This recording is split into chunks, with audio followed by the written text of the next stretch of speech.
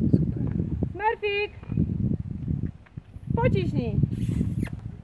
No, pięknie! I jad, i jad. Kasia!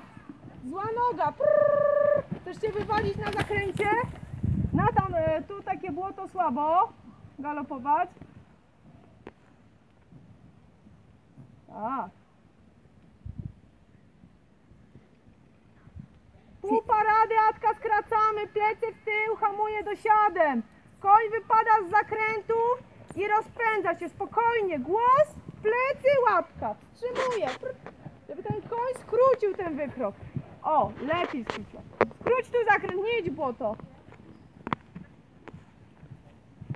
Basia, czekamy na ciebie. Bo się figa rozpędziła tutaj wcześniej. O, jeszcze Kasia.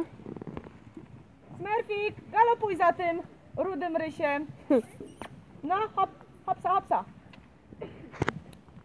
Zjadłaś sobie Pięty kanapkę? dół. Spokojnie, Atka, Nie masz? plecy. Masz picie? Działaj półtoratkami, To skracaj. idź się napij i się skracaj. szykuj, bo jedziemy zaraz. Napiłam się już, Okej, a bierzesz picie ze sobą?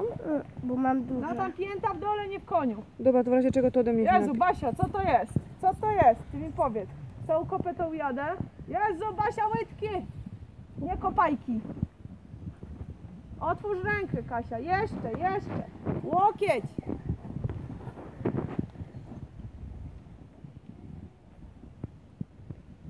A gdzie był Bat? Wiemy dobrze, że to nie zakręciłaś ty, tylko Rysiu. I teraz też Rysiu zakręca. Rysiu cię wciąga w konie. Katarzyna! Nie jedziemy w konie. Ale on jedzie po prostej. Zakręcaj. Zakręcaj. Jeszcze. Łydka, Bat. Już.